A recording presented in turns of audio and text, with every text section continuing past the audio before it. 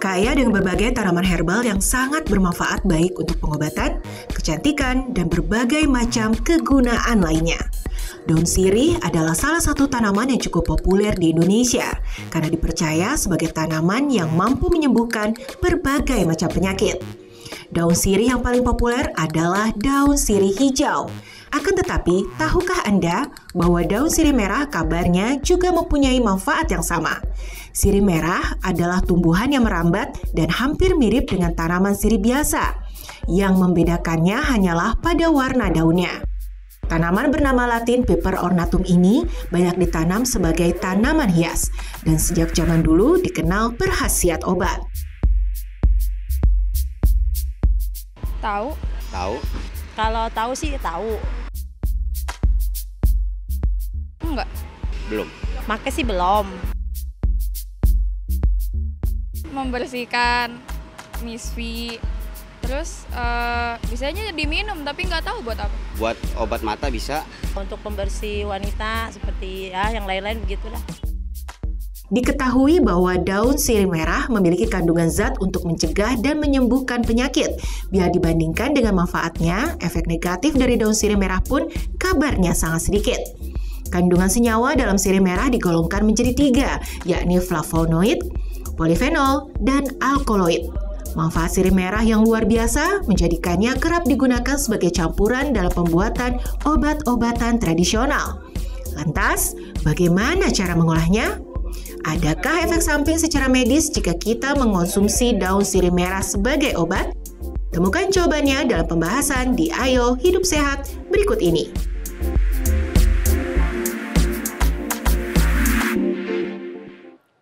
Iya, kita tadi lihat tentang daun sirih ya. Iya. Kalau kita dengar kata sirih, ini identik dengan orang tua. Ya, bener betul. nggak? Pasti pakai sirih, dikasih kapur gitu Betul. kan. Gitu kan. Saya ingat nenek saya tuh, dan dulu tuh yang saya tahu hijau warna daunnya. Iya, betul. Dan ternyata ada yang merah nih. Ada yang merah ini aku baru tahu sekarang. Kalau dulu emang biasanya aku kena matanya biar sehat, katanya dikasih itu air sirih Iya. gitu. Nah, ini khasiatnya gimana? Bagusan yang Nah. hijau apa yang merah? Itu dia, dan katanya daun sirih merah ini dia berkhasiat untuk mengatasi diabetes dan bisa anti kanker. Wah, ini mitos yang berkembang di masyarakat Ya, nih, betul, tapi kita betul, perlu betul. buktikan. Nah, langsung saja nih kita tanya Dr. Lona, spesialis farmakologi klinik. Halo dok, apa kabar? Selamat Halo, datang siang, Dok. Ketemu lagi. Iya. Dok, ini tadi tuh dokter bertanya ini sebenarnya khasiatnya bagusan yang hijau apa yang Merah. Merah ya. Kalau khasiat bagusan yang hijau atau yang merah itu belum bisa diputuskan. Jadi masing-masing punya manfaat sendiri-sendiri ya. Jadi sirih hijau ada manfaatnya, sirih merah juga ada manfaatnya. Tetapi sebagian besar manfaatnya memang belum dibuktikan melalui uji klinik pada manusia. Jadi hanya sebatas mitos seperti yang tadi Dr. Haikal sudah sebutkan, hanya sebatas mitos yang berkembang di masyarakat. Karena memang kedua tanaman obat tersebut sudah banyak digunakan oleh nenek moyang kita, khususnya untuk manfaat kesehatan. Ya, tapi dok, ini kenapa di masyarakat bisa ada mitos bahwa daun sirih merah ini bisa digunakan untuk pengobatan seperti diabetes, kemudian ada sifat anti kanker dan sebagainya. Ini sebetulnya apa nih kandungan yang ada di dalam daun sirih merah ini? Oke, jadi mengenai manfaat daun sirih merah untuk pengobatan diabetes mellitus atau kencing manis masih mitos, dok atau Mas Indra. Memang dari hasil penelitian, tapi penelitiannya sifatnya preklinik, Mas Indra. Artinya preklinik belum pada manusia, hanya terbatas laboratorium atau uji pada hewan. Dan memang kandungan zat aktif yang ada di daun sirih merah ini kan ada alkaloid, flavonoid, tanin, dan essential oil. Ini semuanya antioksidan ya? Antioksidan yang memiliki manfaat antioksidan dan antiinflamasi yang dapat menurunkan kadar gula darah. Tapi penelitiannya baru pada hewan. Di situ kalau yang saya baca baru pada tikus. Karena kandungan zat aktif pada daun sirih merah ini dapat menurunkan kadar gula darah dengan mekanisme melindungi sel beta pankreas yang ada di tubuh kita yang bertugas untuk memproduksi hormon insulin supaya tidak menambah kerusakannya atau mencegah kerusakannya. Udah gitu zat aktif yang ada di daun sirih merah ini juga dapat menghambat penyerapan atau absorpsi glukosa di saluran cerna. Makanya berdasarkan teori bisa menurunkan kadar gula darah. Tapi sekali lagi, selama belum ada uji klinik pada manusia, kita sebagai dokter atau sebagai pasien kencing manis dan diabetes mellitus tidak dianjurkan menggunakan daun sirih merah untuk pengobatan kencing manis atau diabetes mellitus. Kenapa? Karena keamanannya belum dipastikan. Efektivitasnya juga, efek sampingnya belum tahu apa. Dosis terapi dan dosis toksiknya masih harus dicari tahu. Gitu. Nah, jadi kalau sekarang ini mungkin kita akan ngebahas seputar fakta atau mitos ya dok ya. Yang berikut ini mungkin kita akan sama-sama lihat. Nah ini daun sirih merah berguna sebagai antiseptik. Itu fakta atau mitos dok? Kalau berguna sebagai antiseptik itu fakta. Tapi kalau antiseptik pada manusia mitos. Oke. Gitu. Kenapa saya bilang begitu? Ya? Pada manusia mitos. Kenapa? Karena memang sudah ada penelitiannya. Sekali lagi penelitian preklinik di laboratorium. Itu belum pada hewan tapi in vitro, artinya di laboratorium, dan memang menunjukkan bahwa zat aktif yang ada di daun sirih merah ini dapat menghambat pertumbuhan mikroorganisme periodontal yang ada di rongga mulut. Itu penelitiannya menggunakan ekstrak daun sirih merah 10%. Tetapi bisa nggak kita sebagai manusia kalau mau memanfaatkan daun sirih merah sebagai antiseptik periodontal di rongga mulut? Belum bisa. Belum bisa. Karena keamanannya kan kita belum tahu, efektivitasnya belum tahu. Kalau mau dipakai, cara pakainya bagaimana, dosis terapi dan dosis toksiknya seperti apa. Gitu. Iya. Oh, jadi ini, nah dok, daun sirih merah ini ada yang mengatakan dapat mengobati mata merah. Jadi sama-sama merah. Merah ya. Fakta atau mitos dok? Walaupun si sirih merah ini merah, tapi jawabannya tetap mitos. Mitos. Jadi untuk ngobatin itu biasanya untuk apa? Kita tetesin ke mata ditetesin gitu. atau di air rebusannya dipakai buat membersihkan. Itu tidak dianjurkan. Kenapa? Karena kan mata merah penyebabnya kan banyak ya dok. Misalnya konjungtivitis atau radang pada selaput putih yang menutupi bola mata, itu paling sering. Tapi bisa juga karena penyebab lain, misalnya mata kering, mata lelah, atau bisa juga karena kondisi tertentu glaukoma. Nah, kalau kita nggak tahu penyebab mata merah itu apa, terus langsung kita menggunakan daun sirih merah atau air rebusan daun sirih merah untuk pengobatan mata merah, yang dikhawatirkan bukan manfaat yang didapat, malah efek samping dan kondisinya malah makin buruk. Jadi alangkah baiknya untuk pasien yang mengalami mata merah, jangan langsung menggunakan daun sirih merah sebagai tata laksana awal. Segera harus berkonsultasi ke dokter dan tenaga medis yang kompeten supaya dapat terapi dan tata laksana yang tepat. Nah itu yang paling penting ya, jangan main-main. Aduh, aku ada punya di rumah ya daun sirih merah, rebus buat mata anak saya, buat saya gitu kan. Aduh, itu hati-hati ya, ternyata nih banyak sekali yang mitos ya pemirsa ya. Sama merah, no. Oh ya, jadi sama-sama merah lagi, jadi no ya. Nah ini ada fakta dan mitos berikutnya. Ini daun sirih merah baik untuk kesehatan alat vital perempuan dok. Apa tadi bilang misfi ya katanya. Fakta atau mitos dok? Itu juga mitos. Jadi walaupun sudah ada nih penelitiannya, bahwa daun sirih merah ini apabila digunakan sebagai digodok dulu sih, dia digodok. Jadi penelitian itu 7 helai daun sirih merah berukuran sedang digodok dengan 1 liter air, ditunggu selama 15 menit sampai hangat, lalu digunakan untuk membasuh alat vital perempuan. Dan memang terdapat perubahan pH. Tapi penelitiannya masih kecil, hanya 30 subjek penelitian kalau tidak salah. Dan perlu diketahui sebenarnya perempuan sehat tidak perlu melakukan pembersihan alat vital perempuan dengan sabun pembersih khusus atau dengan air rebusan daun sirih, termasuk daun sirih merah. Untuk yang sehat? Kenapa Mas Indra? Jangankan yang sehat, yang sehat aja nggak boleh, apalagi yang sakit. Kenapa Mas Indra? Karena tubuh kita sendiri sudah memiliki sistem mekanisme sendiri untuk membersihkan. Nah, yang perlu dilakukan untuk mempertahankan kesehatan alat vital perempuan, cukup mempertahankan area tersebut tetap kering dan bersih, menggunakan pakaian dalam yang tidak terlalu ketat, dan kalau menstruasi atau datang bulan, ganti pembalut 2-3 kali per hari. Nah, yang tidak boleh adalah kalau saat alat vital perempuan mengeluarkan sekret atau cairan keputihan yang abnormal. Definisi abnormal adalah apabila jumlahnya berlebihan, lebih kental. Terus sekretnya warnanya tidak putih, tapi putih semi abu-abu, kuning atau bahkan kehijauan. Di masyarakat pada umumnya menggunakan air rebusan daun sirih untuk membersihkan. Itu sangat tidak dianjurkan. Tidak boleh dok ya? Tidak boleh. Karena kalau pada kondisi seperti itu menggunakan air rebusan daun sirih merah sebagai terapi utama, yang dikhawatirkan bukannya kondisinya membaik, malah terjadi iritasi atau proses peradangan. Malah ada infeksi sekunder. Jadi bagaimana kalau kondisi pada pasien dengan kondisi seperti itu, di mana terjadi keputihan yang abnormal, ya konsultasi dengan dokter supaya dapat obat, dapat tata laksana, dapat terapi yang tepat, cepat sembuh. Baik dok. Iya dok, dan ini juga ada yang mengatakan dok di masyarakat dok ya, kalau daun sirih merah ini bisa mengobati mimisan. Ini fakta atau mitos? Dokter mukanya langsung, aduh. Aduh, ini kayaknya mitos lagi nih Iya, kayaknya dari wajah-wajahnya ya.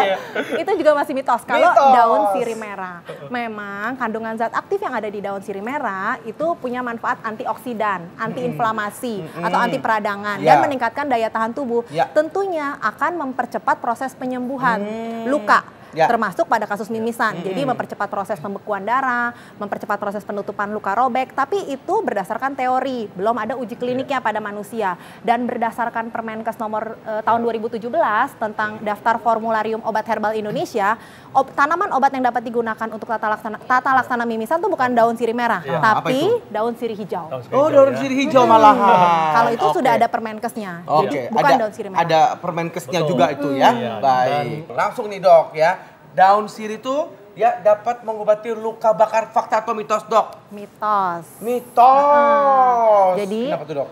memang kandungan zat aktifnya kan tadi seperti yang sudah saya sebutkan, punya efek antiinflamasi atau anti peradangan, Ya. antioksidan, meningkatkan daya tahan tubuh. Tentunya dapat mempercepat proses penyembuhan luka, termasuk luka bakar ringan, tapi berdasarkan teori.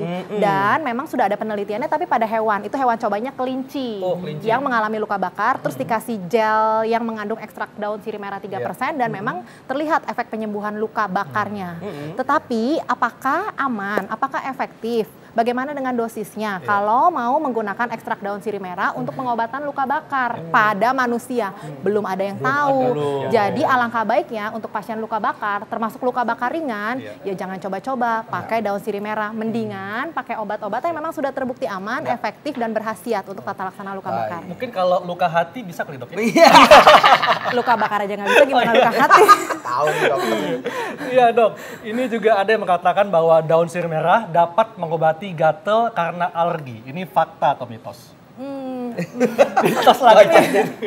Mitos juga. Mitos juga. Sama seperti yang jawaban sebelumnya. Iya. Secara teori memang bisa, Iya. karena kan punya efek antiinflamasi, antioksidan. Tetapi kalau mau digunakan sebagai obat gatal karena alergi pada manusia, ya belum bisa. Orang belum dibuktikan keamanannya, belum dibuktikan keefektivitasannya. Ya. Yang dikhawatirkan kalau coba-coba, untuk orang-orang yang sensitif terhadap bahan aktif yang ada di daun sirih merah, bukannya tambah sembuh gatal karena alerginya, malah jadi tambah gatal kan, karena Iya. dia sensitif, jadi alergi terhadap bahan aktif yang ada di daun sirih merah. Oh walah, baiklah kalau gitu dok. Nah, jadi ini sebenarnya daun sirih merah ini manfaatnya apa aja nih dok sebenarnya kalau yang bisa untuk kita konsumsi gitu Kan mungkin? tadi mitos semua tuh. Mitos semua, dari tadi mitos gitu. semua tuh gak ada gunanya. Perlu tahu dok, masyarakat apa nih manfaat yang bisa didapat dari Jadi daun sirih? kalau daun sirih merah kan itu dipercaya oleh nenek moyang kita Iya. untuk manfaat kesehatan tertentu. Salah satunya membersihkan alat vital perempuan. Boleh saja dengan cara memilih daun sirih merah yang masih segar, lalu Ya. dibersihkan sampai bersih, lalu digodok. Ya. Kalau mau digunakan sebagai air pembasuh atau air bilasan untuk membersihkan alat vital perempuan, boleh, tetapi tidak boleh terlalu lama. Maksimal 7 hari. Dan kalau timbul efek yang tidak diinginkan, misalnya rasa gatal atau perih di sekitar alat vital perempuan, wajib dihentikan. Baik. Gitu. Terus selain itu juga untuk pasien-pasien yang seperti tadi Dokter Haikal dan Mas Indra tanyakan, mata merah, terus kencing manis atau kencing manis, darah tinggi, hiperkolesterol sampai luka bakar dan keputihan yang abnormal yang tadi saya sudah sebutkan, itu tidak dianjurkan menggunakan daun sirih merah atau olahan produknya atau ekstrak daun sirih merah sebagai terapi awal. Sebelum berkonsultasi dulu dengan dokter dan tenaga medis. Terus kalau mau menggunakan produk pembersih sabun kewanitaan yang diklaim katanya mengandung daun sirih, alangkah baiknya tidak dilarang, alangkah baiknya cek komposisinya. Harus mengandung povidone iodin di kemasannya itu, atau dok, povidone iodin tuh dok. povidone iodin itu salah satu antiseptik yang cukup aman untuk membersihkan. Dan syarat kedua, tidak boleh berpewangi. Tuh, tidak boleh ada wanginya Jadi ya. boleh aja mau pakai sabun pembersih yang diklaim mengandung daun sirih, mau sirih merah, sirih hijau, sirih hitam, sirih apapun, tapi lihat komposisinya, harus mengandung antiseptik yang benar dan tidak boleh berpewangi. Kalau diminum dok? Apanya diminum? Rebusan. Boleh saja diminum selama berkonsultasi dulu dengan dokter. Memang belum ada penelitian mengenai efek samping gangguan fungsi liver, ginjal atau organ lain, tetapi untuk orang-orang dengan riwayat gangguan fungsi liver, riwayat gangguan fungsi ginjal, alangkah baiknya tidak coba-coba karena takutnya malah memperburuk kondisi yang sudah ada. Sebelum berkonsultasi dengan dokter atau tenaga medis yang memang sudah merawat pasien itu. Oke. Oke. Mungkin ada manfaat nih dok sebenarnya. ada manfaatnya jadi tanaman hias aja kali ya Mas. Tapi ini cantik juga loh. Ini sih Di bagus taman ya. hias kan. Makanya ini dikasih kayak begini-begini nih supaya nanti tumbuhnya bagus gitu. Bagus. Kan merambat tumbuhnya jadi lebih sejuk mungkin rumah Mas Indra Iya boleh. betul itu dia. Nah itu ya kadang-kadang suka pakai itu sirih dia. ibu-ibu. Sirih pakai yang warna merah tuh dok. Iya, Daun sirih merah betul. gimana tuh? Jadi memang kan punya manfaat antiseptik untuk membunuh kuman periodontal di rongga mulut dan itu sudah ada penelitiannya pada laboratorium, jadi belum ada pada manusia. Dan memang sudah terbukti sebagai antiseptik. Tetapi boleh nggak sih digunakan kalau mau menggunakan sirih merah sebagai antiseptik atau pembersih di rongga mulut kita? Saya nggak menganjurkan, harus konsultasi dulu ke dokter gigi. Nanti kalau dia coba-coba terus tersensitif, alergi terhadap kandungan zat aktifnya, iritasi sariawan, bukannya gitu. bersih malah luka-luka Iya, di iya, mulutnya. Dan tentunya juga mesti bersih dok ya. Harus bersih, Dibersihkan dulu. harus bersih, pilih yang segar, harus bersih dan digodok dulu. Dok, ini masyarakat ingin tahu dok ya, efek samping apa nih yang paling parah yang bisa timbul dari daun sirih merah ini? Gini dok, memang belum ada penelitiannya khususnya untuk gangguan fungsi organ karena mengkonsumsi daun sirih merah atau air rebusan daun sirih merah. Tetapi kan setiap tanaman obat, salah satunya daun sirih merah punya kandungan zat aktif ya. Dan kita tidak pernah tahu riwayat sensitivitas orang dengan zat aktif yang ada di daun sirih merah. Kalau menggunakannya tanpa pemantauan tenaga medis atau dokter yang merawat atau dokter yang kompeten, dikhawatirkan misalnya untuk penggunaan topikal atau penggunaan di rongga mulut, sensitif dengan kandungan zat aktifnya. Yang ada bukannya mulutnya jadi nggak bau, bukannya kulitnya jadi halus, luka bakarnya jadi sembuh, malah memperburuk kondisi yang sudah ada. Karena sensitif, jadi timbul alergi dan akhirnya infeksi sekunder. Malah bukannya sembuh, malah butuh perawatan lebih lanjut. Tapi mungkin kalau untuk orang-orang yang memang mempercayainya atau apa mungkin ya monggo-monggo aja ya, silakan aja ya. Tapi kalau memang udah coba 3 hari dan tidak ada perbaikan, lebih baik dihentikan. Segera gitu. konsultasi dengan dokter. Jangan, misalnya mata merah. Mata merah sangat tidak dianjurkan menggunakan air godokan daun sirih merah. Karena kan penyebab mata merah cukup bervariasi. Infeksi atau non-infeksi. Kalau non-infeksi, misalnya penyebabnya karena glaukoma, pakai daun sirih merah, mau sebanyak apapun nggak akan sembuh kan? Dok, mungkin dokter ada saran nih untuk pemirsa yang memang sudah terbiasa menggunakan daun sirih merah. Ini apa dok sarannya? Supaya tetap aman ya. dan tidak kena Jadi, dampak yang tidak diinginkan. Yang pada umumnya masyarakat tahu kan biasanya untuk membersihkan alat vital perempuan. Boleh-boleh saja selama tidak terlalu lama penggunaannya. Maksimal 7 hari atau kurang dari 7 hari kalau sudah timbul efek samping. Udah gitu dibersihkan dulu sebelum digodok. Dibersihkan sampai bersih, dicuci sampai tidak ada kotorannya, baru digodok dengan air sampai mendidih. Air yang mendidih tersebut ditunggu dulu sampai hangat dan siap dipakai. Baru digunakan untuk membersihkan atau membasuh. Itu pun durasinya tidak boleh terlalu lama. Kalau timbul efek samping, stop. Jadi seperti itu ya, pemirsa mohon didengarkan baik-baik, konsultasikan dulu mungkin ya untuk yang terbiasa mungkin sekarang karena mungkin ada sugesti ya gitu, sugesti akhirnya ada positive thinking dari mindset kita sehingga membuat tubuh kita juga akhirnya terbiasa dan sehat juga akhirnya pakai tanaman apa namanya ini gitu ya. Karena kan namanya tanaman obat nih Mas Indra, pembuktiannya sebenarnya tidak selalu berdasarkan pembuktian ilmiah, tetapi berdasarkan pengalaman empiris. Artinya apa?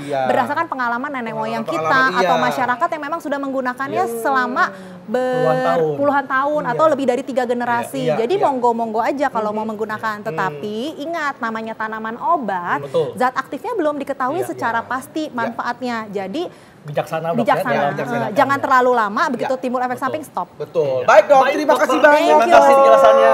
Iya.